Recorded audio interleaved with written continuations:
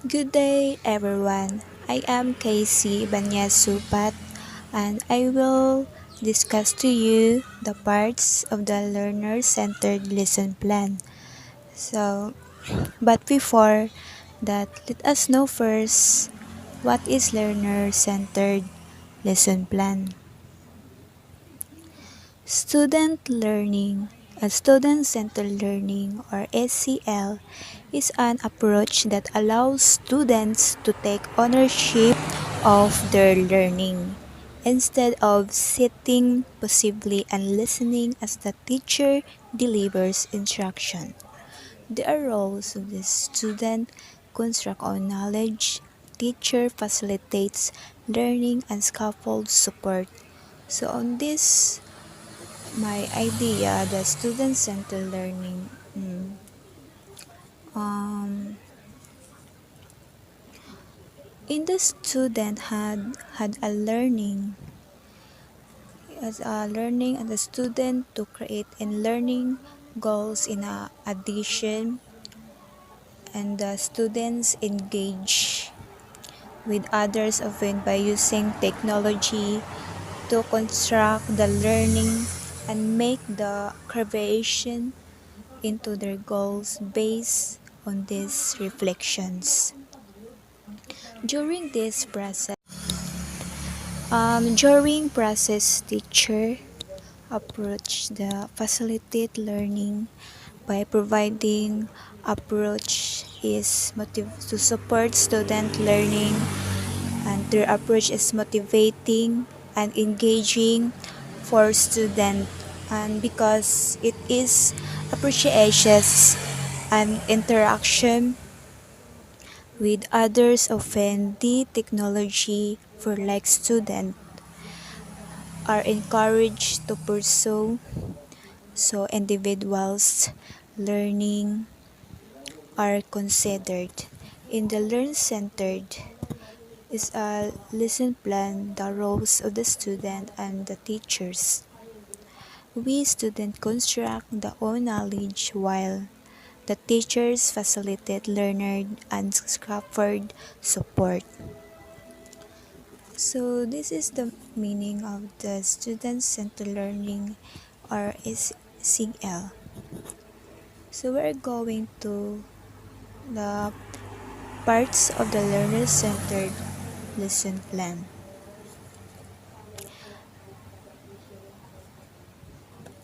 There are in the context of lesson plan, and you can use the SMART criteria to determine your lesson objectives. So So here's the parts of the learner-centered lesson plan, and they often say that in writing lesson plan, like learner-centered lesson plans always begin with the end of mind, and we can see begin with the end in mind. It means setting the goal of the learn and of the class from the beginning of the lesson plan or during the class, and that is to able to meet the objective of it. So where to learn and able to do and to apply the lesson of the class, and what of the most is a popular goals to learning and setting strategies is a SMART criteria, which is sure focus goals of focus in the context of the lesson plan, and you can use the SMART criteria to determine your lesson. So there are SMART. So objectives first is letter S. Is the objective specific? In this idea, use clear direct language to tell the learning exactly what he or she should learn and what he or she be able to after learning in the class. Is the objective measurable? is the objective measurable in this idea that pointed in setting a learning objective determine if the learner can meet and perform or satisfy, and you can do that if the objective is something you can measure. So, is the objective attainable by all students? Your learning objective must be something your learning have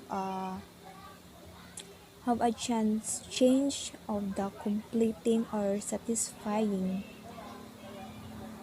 Make sure it could be achievable. So, in the objective relevant to your class and students,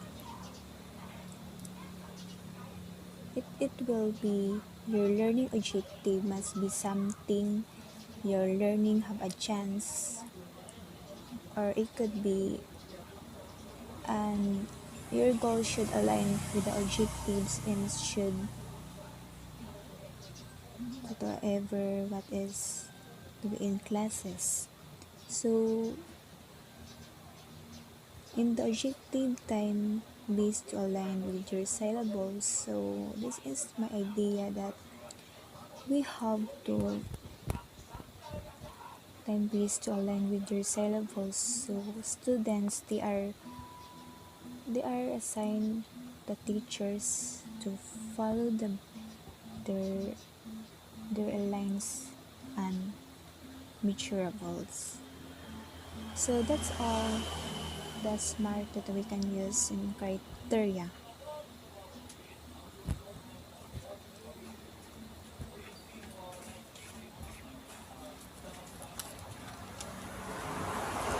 In this detailed lesson plan or DLP,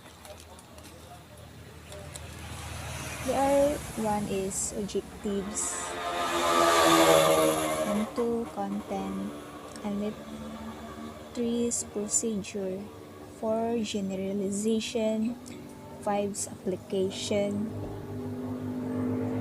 6 is evaluation, 7 is assignment. So they are DLP for subjects choosing Filipino language. That's number 1, layunin, nilalaman, pamamaraan, paglalahat, paglalapat at pagtataya, and the lastly is takda. These objectives, there are subjects using Filipino language. Objective is layunin. So we're going to the detailed lesson plan or DLP. This detail is a teacher's the roadmap. Is for a lesson, and it contains a detailed descriptions of the steps a teacher will take to teach a particular topic, and typically DLP contains the following parts: the objectives, content, learning, resources, procedures, remarks, and reflection. So this is ito matawag natin na Filipino language is objectives, and ang Filipino language is layunin. So objectives, layunin is talaan ng mga layunin pagkawalian, the list of behavioral objectives. So it is objectives and layunin, and the contents na nilalaman is table of content na nilaman na pagkakasunod-sunod ng bawat pahina sa portfolio. So ito ang example natin sa content or nilalaman sa Filipino language. Then sa procedure na pamamaraan, just like on Studio Q, that you find all the lecture notes, summaries, study guides you need to pass your exams with better grades. So that is more examples of the procedure pamaraan. Example 4 is generalization na paglalahap. May matapos na nalakay na sa bahaging ito ay pinagbubuo ang mga mag-aaral ng tuntunin o paglalahat. At tandaan na ang mga mag-aaral ay dapat bumuo ng tuntunin. Ito po ang generalization ng paglalahat. Ang sa application sa paglalapat ni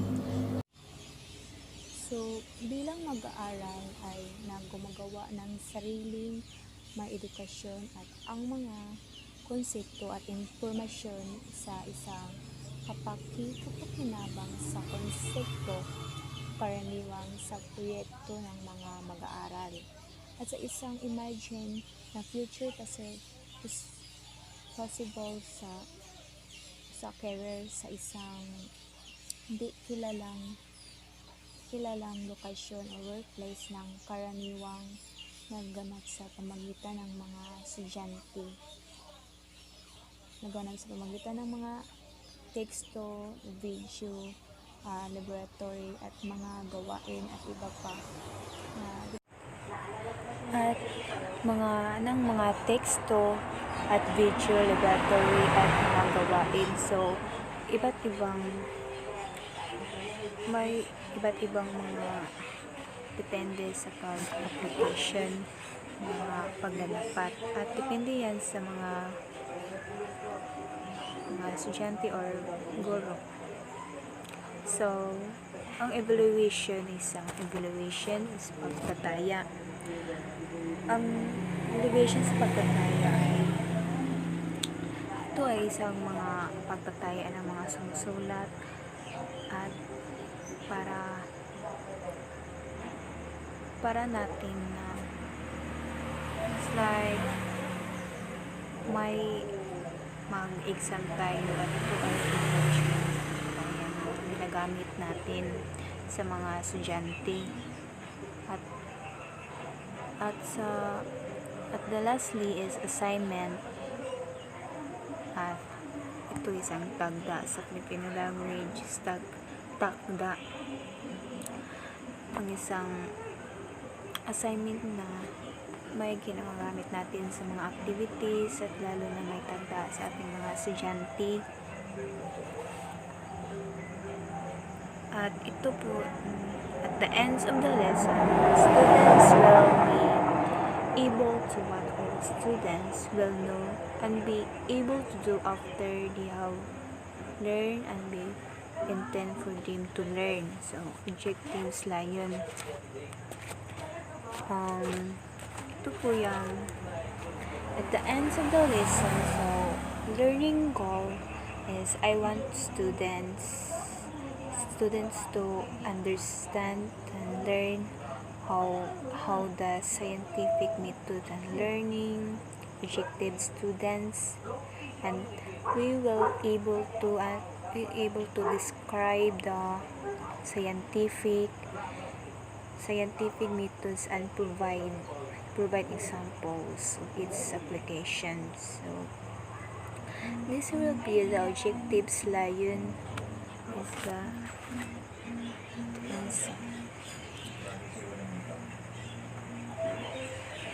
according to the internet, they have a sample of the lesson plan design sample lesson design. It's a warm-up review, introduction, presentation, and a whole group and active engagement strategies, practice and application, differentiative and instruction, formative, summative, and assessment, and closure and reflection. So, warm-up review is daily review is a short at 3 to 5 minutes, and then in which you and students recall information learned in the previous class. So warm up activity is a short again in 3 to 5 minutes that students complete as they get settled into class. Then, so they are instructional strategies students and which work better, and in asking students to summarize the lessons as they would explain it to a classmate and who was absent. So these are closure and reflection. So thank you.